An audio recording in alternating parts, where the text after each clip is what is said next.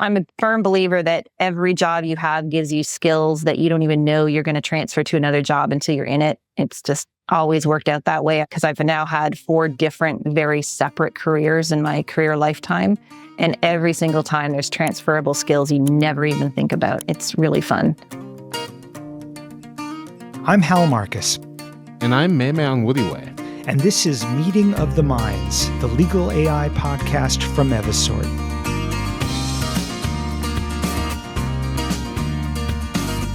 We interview lawyers, professors, and legal operations pioneers that are pushing the envelope. Leaders using technology to drive great business outcomes and shape the future of the profession. Hey there, Hal. Looking forward to sharing a stimulating conversation today.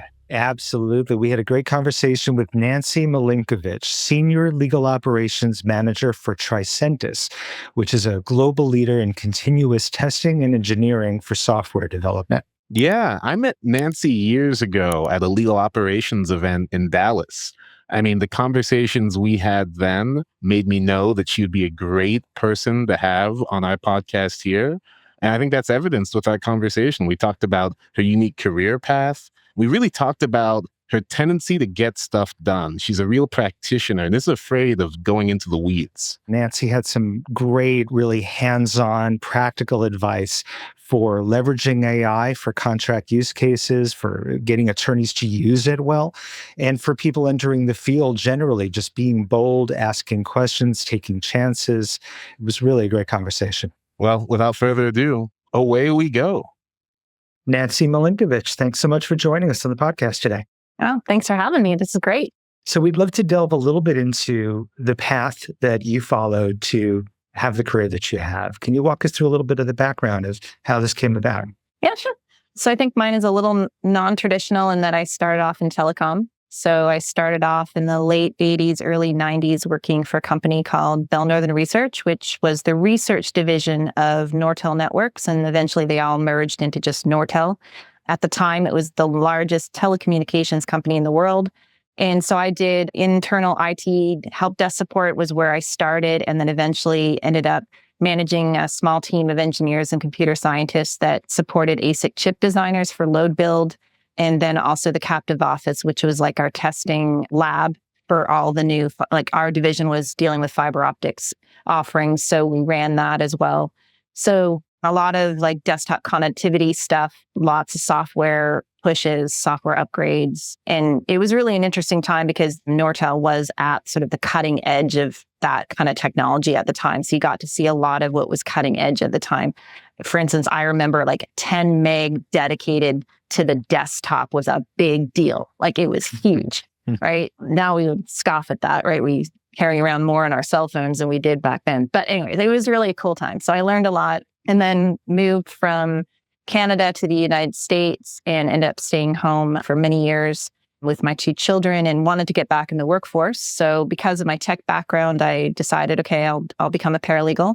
So I did my paralegal ABA certified coursework, got my paralegal cert, and then targeted doing patent prosecution work because of my tech background, which was a great fit. It really was a great fit. I was able to actually proofread and understand a lot of the documents I was reading, which is great, and learned a lot. I started off at a small boutique patent prosecution firm, and then I went to Baker McKenzie, started there as a paralegal, senior patent paralegal. And then they gave me an opportunity to create a team of patent prosecution back office support and trademark prosecution back office support out of their Belfast, Northern Ireland location. And so I grew that team from 2 people when I took it over into 12. And we were only supporting 1 or 2 offices out of our global 72 offices. And by the time I had left Baker McKenzie, we were supporting 20 plus global offices around the world for different trademark and patent prosecution projects. So that was a big achievement. And I really loved that opportunity. Also got to go to our Philippines Baker McKenzie site and work with the teams there, which was great.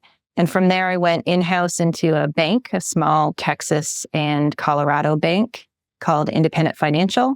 And then from there, went to in-house into Tricentis for legal operations, where I was hired to sort of start the legal operations function for them. And that's where I've been since 2022.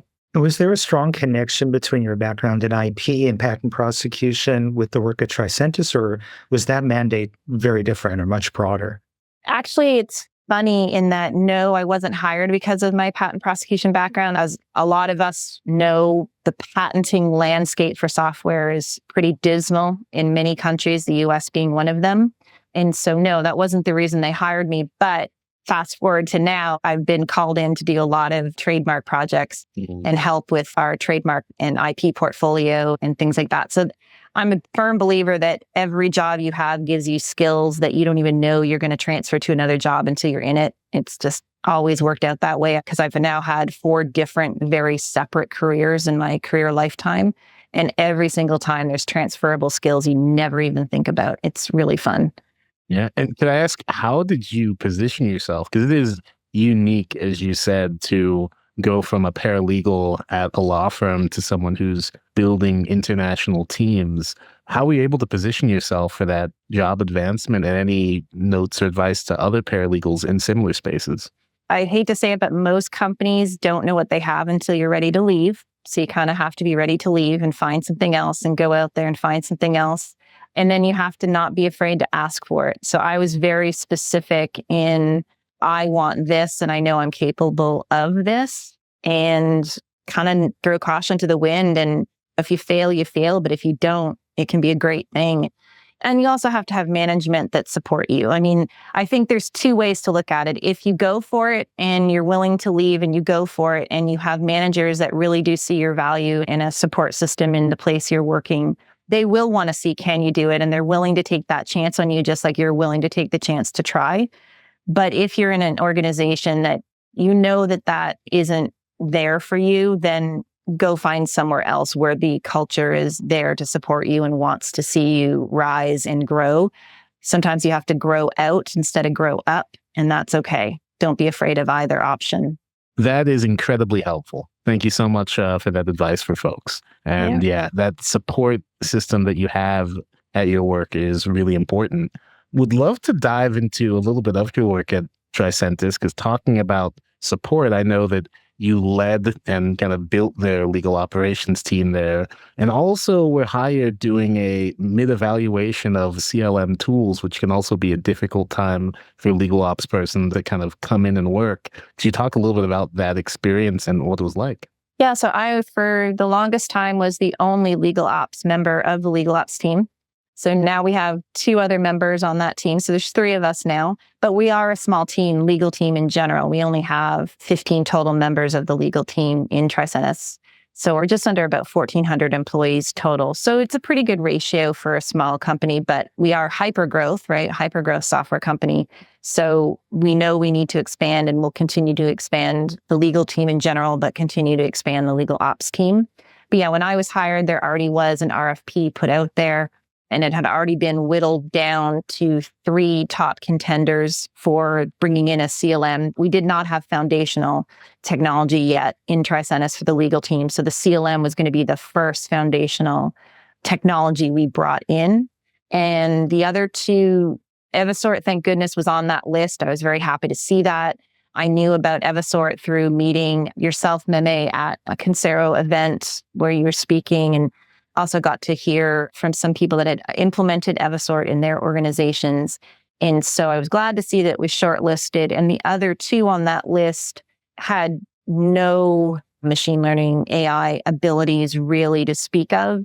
What they sort of called their auto extraction capabilities are really just simply OCR. And both of the other shortlisted vendors required a very lengthy and manual, human-driven data extraction from the contracts. So basically, it was really just a smart repository, add OCR, add human beings at a high cost to then review that repository of documents, to then manually input the data fields you want to extract from the OCR and oversee that process, right? So we're still talking in both those other 2 shortlist cases, we're still talking about extremely high human touch, and in my opinion, high human error of that extraction of data into the metadata fields that you want. So let's talk a little bit about what you were looking to achieve, though, in the organization. What were the goals of putting in place a CLM and contract intelligence around your processes? We needed to get some logic to the chaos. So we did not have any pre-existing foundation of understanding what our contracts had in them, where our contracts all were. Something simple as just bringing all of our contracts into one space was a big deal. Knowing where they all were was a big deal. Then deciphering what we had in those contracts, how many were actually expired, we didn't need to worry about them, was a bit so just the very simple things that you would think are super simple, and they are, but if no one's ever done them before, there's still monumental shifts in the way people think, like simple naming conventions, what you can and cannot save into the repository, how you search. I think the biggest shift in usage is just, no, you don't need to use the network folder structure anymore. You have a natural language search capability, you have Boolean search capability, you have so much more at your fingertips than just simply going through a series of network folders to try to find the one folder where the document might reside. So it's just basically trying to take the chaos and turn it into some logical places where we could start gleaning some data from. And were the contracts in shared repositories like that? Were they in different systems that the different lines of business had? So they were just kind of scattered all over. Scattered all over. We had a main repository on SharePoint for our customer contracting agreements. Then we had another repository on a totally different platform for our vendor agreements. And then we had some other areas for like our IT contracts. So it was pretty scattered, logically scattered, but scattered. That makes sense, yeah. It does, actually. A lot of times they're scattered in completely illogical ways, and you're just scanning hard drives to find where contracts exist. So at least they were broken down by line of business and such. What we often find is that legal gets stuck in the middle on that. They need to be able to answer questions across contracts, full stop, sell side, buy side, HR, NDAs. They need to answer questions across the gambit sometimes, and they don't have access to those different systems. They don't have the search capability. They don't have the same extractions. They don't have the same metadata. Well, it's interesting. Like, when you take this use case where someone says, I need to find the contracts for X customer, one of our customers. And in the old days, they would go to the repository for our customer contracts, and they would go to the network folder, the SharePoint folder for that customer name. And they would say, okay, here's the contract. Well, now I've had the case many times now where you just do a search of that customer name in Evisort, and lo and behold, oh, wow, we have not just the one contract, we have 5 contracts with 3 different entities, 2 of which we acquired, 1 of which is new. And how do all of these agreements coincide with one another? Do they collide with any of each other's? Are any of them expired? Do we need to tighten up any holes between having? So just even having everything in one place and all searchable, like the grand Oz of all contracts, even that alone has given us some really good data that we didn't have before. Especially in today's world, we've been conditioned to be looking for AI. We're also seeing AI everywhere. You talked about how some of the tools you look like were really just fancy OCR and glorified repositories that ultimately left a similar amount of manual work on your teams. How is that something that you can evaluate for before making a purchasing decision? How were you able to identify some of Evisort's capabilities or any AI tools capabilities when you're doing these evaluations? Because once you decide on a tool, that's a relationship that will last a few years, right?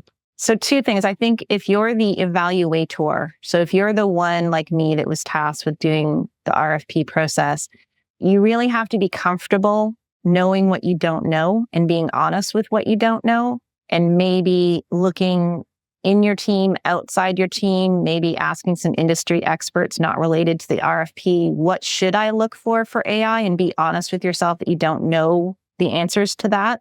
If you're in the category that you do think or believe or actually do have a good understanding of how machine learning works, that flows into artificial intelligence and how it learns on data and all those things, I think then the proof is in, can they turn it on and can it start learning your data, or can't it?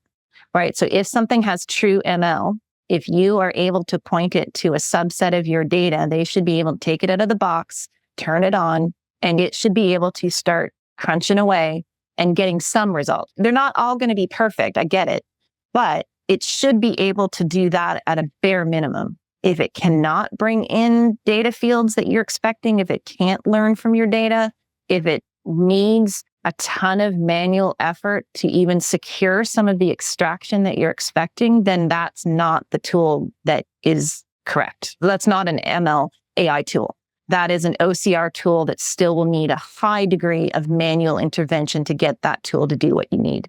What interests me is you've done a lot of time at law firms like Baker McKinsey. And I am interested in some of the AI projects that you worked on in there, but specifically because I've seen with law firms, people say, hey, we bought this AI tool, but we don't actually really use it and roll it out because people come to us because we have humans reading everything. That's kind of why they're coming to us in the first place. And so I'm curious about some of your early access to these AI capabilities in your work with Baker McKinsey and how that law firm angle maybe skewed how things are evaluated. In any other career, you are tasked with doing a job as quickly and efficiently as possible, except when you're billing your time in a law firm, right? Mm-hmm. That was my first experience with embedded inefficiency because that was part of the job, that it was baked into how lawyers and paralegals are meant to do their job, is we're not meant to do it as quickly as possible. And no, none of us, tongue in cheek, none of us are trying to drag it out exponentially, but we all know that in order to get our billable quotas, we're not exactly working at our most efficient. If we were paid to do it quicker and you got a bonus for doing it quicker, we would do it quicker. So I think Baker McKenzie did a really good job of honing in on where AI could work, is the really high transactional places where the data sets don't change that much across the different high transactional spaces. Like, let's say, take trademark prosecution, trademark searches, for instance. You run a name through a database and across the different regions of the world to search for, can I file under this name? Can I not file under this name? Who else is filing under this name?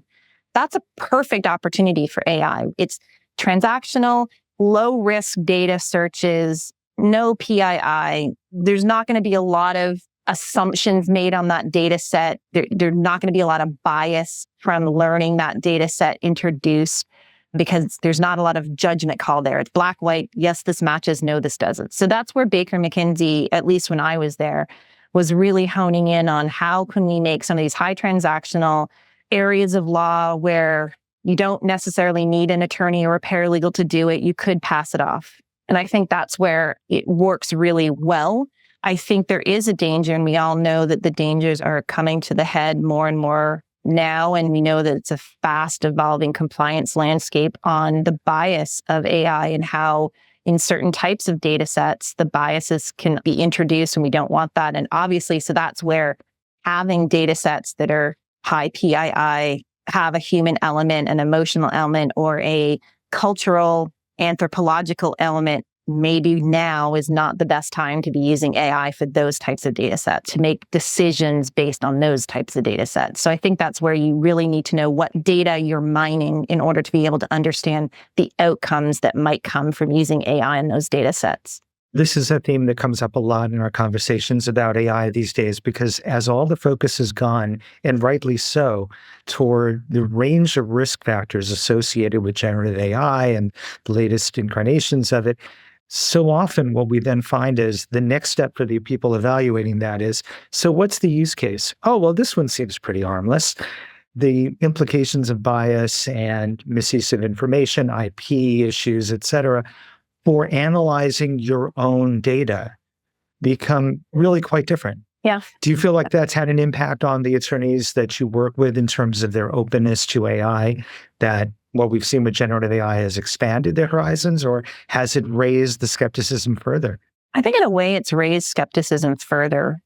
I think because also too, we don't like gray areas in the law. And right now, generative AI and its use on data sets and the biases and the fast developing compliance landscape surrounding that, the European decisions on how it's going to manage AI. And, it's become the new wild, wild west of who's going to win on and duke it out on how it's going to run and how it's going to be used. And I think that scares a lot of attorneys because they're naturally risk averse, right? They're supposed to be risk adverse. And this is a very risky area for most attorneys to use. And is there going to be case law eventually that if you make a decision as an attorney based on AI-driven data, can you be held accountable for the bias that was introduced in the data that you may not even have known was in it? Like there's all these, you can start right? It's like an Isaac Asimov sequel book, right? That it could... well, it's the reasonableness standard. Right, yeah. I'm picturing the whole book series right now. Right, but imagine the reasonable standard is now based on a computer-driven learning of a data set, right? What does that mean if you're making a decision as an attorney based on that data? I don't know the answers. I just think it's really interesting. My sociologist brain finds it fascinating. I think right now, co-pilots, bots and co-pilots and that can answer questions and Watson's code assistant and all of those kind of things.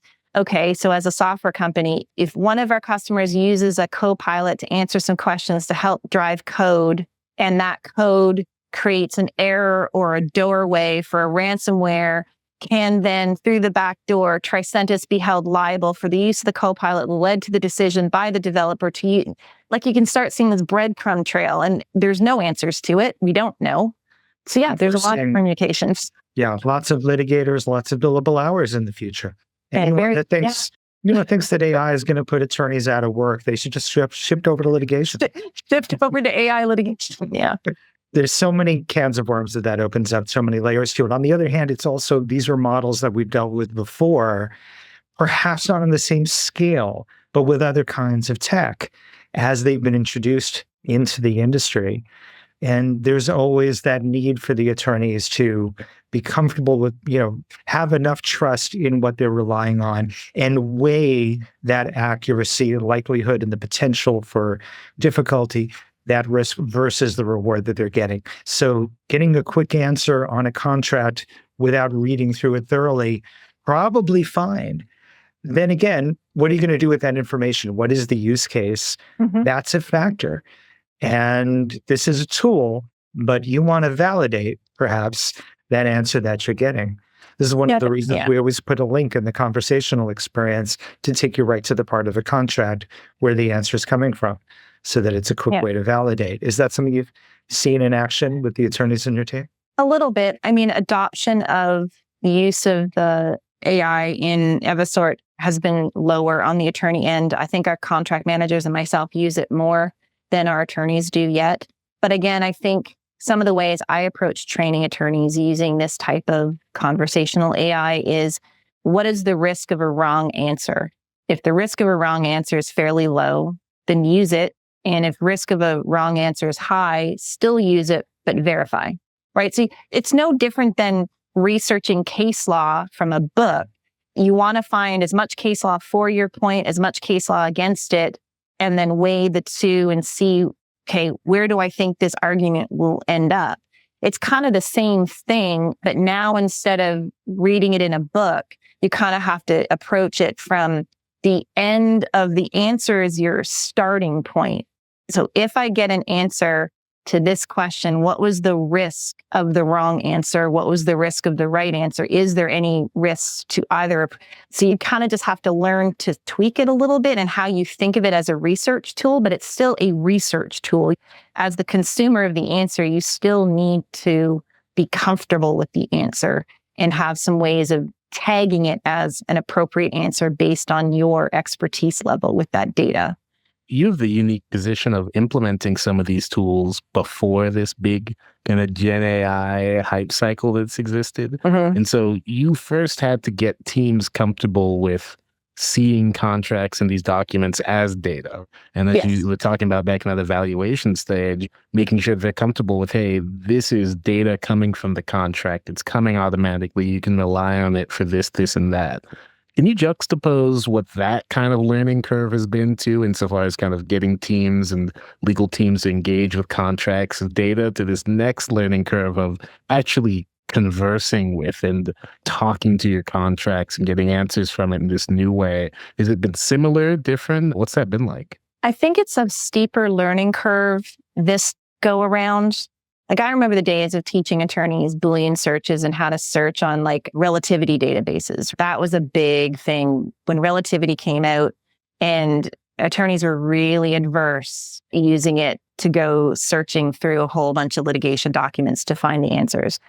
It's kind of similar in that they still want to be told it is taking the data from the actual contracts, but it's got an extra layer of assistance in pulling more out of the contract to answer your question that maybe you wouldn't even have pulled out yourself just by doing a straight like Boolean search or just from the name of the customer and something else. When you ask it a question, it goes to a broader subsection of the data that you probably would have pulled yourself to get a more robust answer that may have some additional layers you didn't want, which is okay. You can filter those out yourself as the attorney. I think sometimes the breadth of the answers is overwhelming to some of the attorneys where they just wanted like a black and white answer. Sometimes conversational AI is more of a gray answer, which is, I think, a good thing. But if you're not expecting that broader answer, sometimes that can be a little disconcerting to the attorney learning it. And then I think the biggest thing is just how to frame the questions. Similar to Hal just mentioned, like if you're completely broad and expect it to go through the universe of all of your documents, you're probably not going to get an answer that's useful to you. And that probably wasn't your end point that you wanted. So really understanding how to frame the question to get to where you need to be and then be comfortable with that answer based on either a brief review of where it pulled it from or going through one or two of the documents. I think the couple of attorneys that have actually done some conversational AI questions and then sort of spot checked the documents behind the answers have become more comfortable with the answers being pulled because they see it is being pulled from the pool of contracts that we have. So I think the more they use it and the more use cases they ask of it, the more the comfort level will rise with it. You know, the natural next extension of that, in fact, this is how we often phrase it. We talk about how you can use this technology to ask anything and then track everything. Yeah. Because the next extension of asking the question is, okay, make a standardized data point because I want that question answered across all my contracts.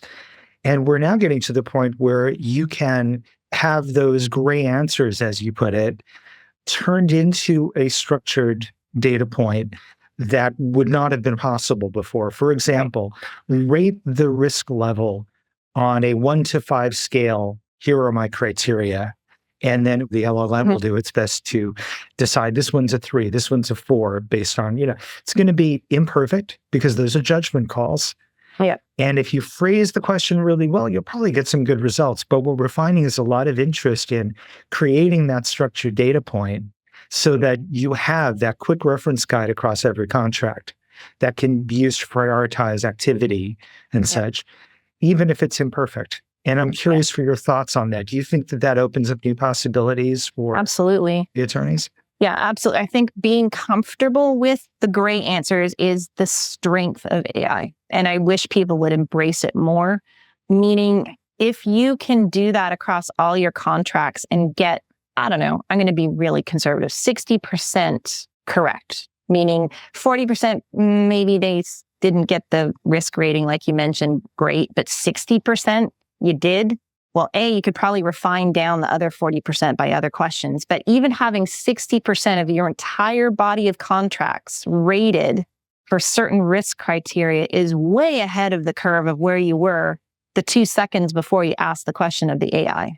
And it would have taken you and your attorneys and contract managers months probably to pull that manually. So I think rather than seeing conversational AI as a black and white 1000% research tool, looking at it as a temperature scale and a way to get some general, quotes, general understanding of your bed of contract data, I think is one of the strengths of AI, but it's the one that I think is going to take a lot more time for people to be comfortable adopting in some ways. But I really think it's a strength of AI and legal data sets for sure. If you could fill in the following blank, Nancy, and finish this sentence, which is the best way to evaluate AI in legal ops is blank. Out of the box use case. Like you can flip it on and it works. I love that. And obviously, that's something that we've preached in the past. Could you talk a little bit about your experience? I know it's a crazy thing that we offer here where we let people throw thousands of agreements into a platform before they kind of sign up for use to see its capability. Would you want to talk a little bit about your experience in that kind of proof of concept? Yeah. So I think one of the big selling points, the reason I was able to sort of stand behind Evisort as my decision and kind of get it up the food chain to sign the agreement was, so as I mentioned earlier, we didn't know where all our contracts were. So one of the biggest things is just getting them all in one place and then point Evisort to it. So at the beginning, we thought maybe we had 20,000 plus documents. That was our guess. So we put them all in one spot, one SharePoint site, pointed Evisort sandbox to it, flipped the switch, came back the next morning, and we had over, I think, 55,000 documents that had already gone through. So we thought we had 20,000. We had like 55,000. And right away, I was able to see how many, what we call master agreements were there, how many partner alliance agreements. And again, some of the data meta fields extracted, they were incorrect or whatever. But generally, we could tell we had 55,000 documents. We didn't know that before. We knew how many were in English and how many weren't in English. We didn't know that before. We knew how many sort of were kind of between our different entities. So like how many were Tricentis GmbH, how many were Tricentis Americas. We didn't know that before. And that was all just data just from the first sync. So we already had more information in one night that we had the entire time previous to Evisort of just simple data about how our contracts were striated across the globe and how many we actually had. That's so important. I do feel like it's sometimes the data points people don't think about that can be super powerful, like how many are English, how many aren't English, how many of each document type breakdown, how many are signed and executed versus not signed and executed. Yeah. Are there any benefits that are overlooked to some of this basic visibility into contracts? I think folks might not even be used to when they're just signing these agreements and only tracking the things that someone might be manually tasked with tracking. I think knowing how many aren't signed is a really key metric. And it's one of the things I use conversational AI for. So trying to figure out, I had a use case where I used conversational AI where I said, out of the list of customers, how many of their agreements are not signed? And I was able to get a number instantly. But for a company that has rapidly grown through acquisitions such as ours, you're inheriting so much from those acquired companies that you weren't the one that inputted them into any system. You weren't the one that was in charge of getting them signed or naming them or whatever. So just even knowing that and cleaning those up and identifying any high risks there, if there were any, is important. And for us, knowing how many on a percentage scale that were non-English also informed some of our decisions of our new Salesforce instance, of how many of our templates in our new Salesforce instance should be translated into German and French. And some of that was based on the data I extracted from Evisort. I'm curious, were there other uses that followed from having this information that you've seen over the last couple of years? Has it impacted how you implement your workflows, how you get new contracts evaluated and signed, or how contracts get renewed? Has it been used for strategic analysis, M&A, anything along those lines? Just curious what's come of it. I think that we've been able to understand our workload better across all of our regional attorneys that we're able to before, because we can instantly see in our dashboard how many agreements our attorneys were assigned, how long they're taking.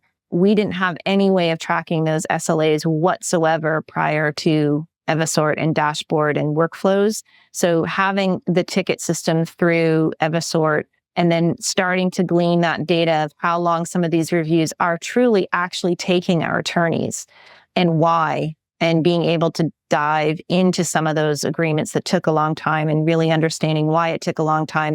And then taking that data and going, okay, is there a way to shorten that? How do we shorten it? Some of it, what we've found is just informing our sales reps on how to approach the initial negotiation with a customer can even shorten the overall review time.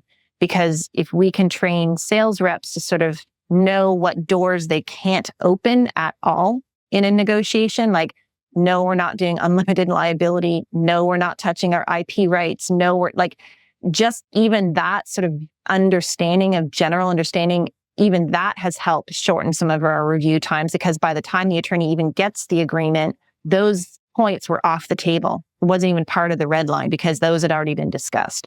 So yeah, I think we are starting to see some of those decisions and strategies being informed by Evisort, but at the very early stages, I think we've just dipped our toe in those waters. And I think only better things and more strategy and more SLAs and more understanding of our workforce and more understanding of how our attorneys are working and how sales reps are engaging with legal will come from having better, longer data sets for that. So I'm curious for what advice you would have for somebody that's listening that's either new to legal operations or looking to make a shift in their career and trying to figure out what are the skills that you really need to be successful in this and what are the opportunities that they would see there? I think I might have a unique perspective on it. I'm not a popular, maybe. I'm kind of known as the queen of hopping careers because I've managed to go from several very disparate careers. And what I am a strong proponent of is your skill set from one career to another is more important than even employers understand. So we're so focused on what a person's degree is, or do they have direct experience with this platform, or do they have direct experience with B2B sales? And I get it, but all of those skill sets, platforms, those can be taught, but the ability of a person to process information, to think on their feet, to pivot fast, to be open to new, to be open to gray, to be curious, to learn quick. Those are things that you can see on a resume by the fact that a person can go from career to career or can create new paths for themselves or maybe bring a degree that you didn't think was directly relatable. For instance, I started my career in telecom. My undergraduate's in sociology.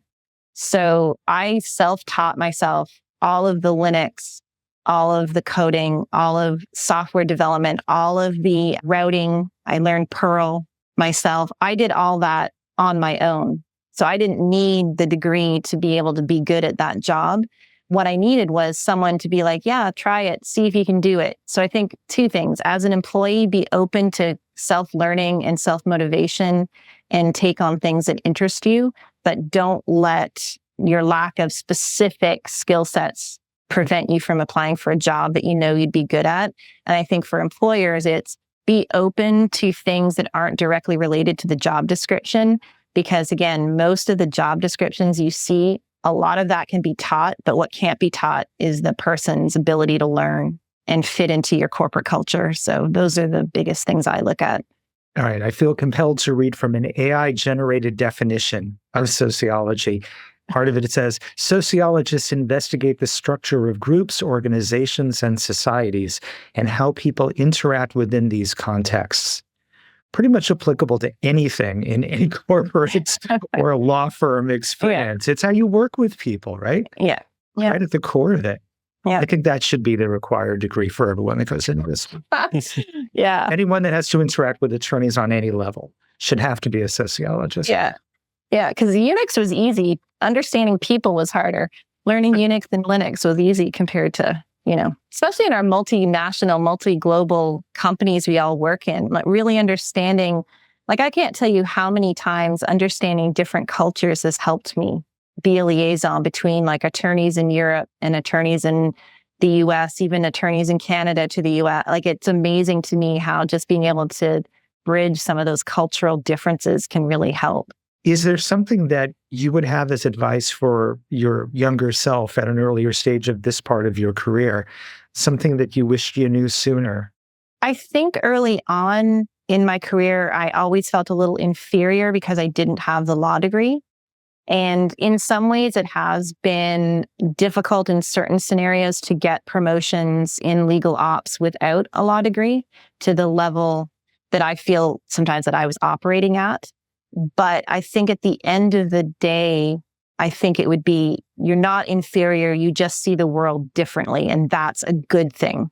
So sometimes I think when you're younger and a younger employee, when you're sitting in a meeting and you're not quite understanding what everyone around you is saying, or it doesn't ring true for you, when you're younger, you'll be like, okay, well, I'm stupid. Why can't I figure this out? Now I'm more like, do any of these people actually really know what they're talking about? And if they do, I need to put my hand up and ask them to explain it to me. So not being afraid to appear stupid because you don't know everything is a really valuable thing you should learn early, because I've had it happen just a few times where there's acronyms flying around and people are talking and I'm sitting there going, I really don't understand a word these people are saying and it really is not making sense to me. And also I'll put my hand up and be like, hey, what does that acronym mean? What's the objective? Like, how does this play out? What's the end game? And come to find out, like, two of the people spewing the acronyms didn't know what the acronyms meant themselves.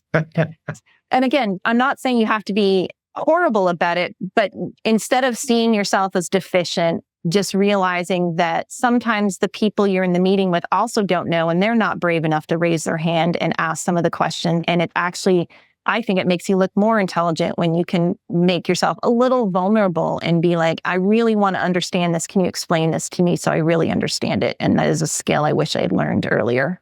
Nancy Milinkovich, thanks so much for talking to us today. Thank you so much, guys. It was great to see you guys. Meeting of the Minds, the Legal AI podcast, is brought to you by Evisort. To learn more about Evisort and how we can help you contract better with AI, visit Evisort, EVISORT.com. You can find Meeting of the Minds on Apple Podcasts, Spotify, or wherever else you listen to podcasts. Don't forget to click subscribe so you won't miss future episodes. On behalf of everyone here at Evisort, thanks for tuning in.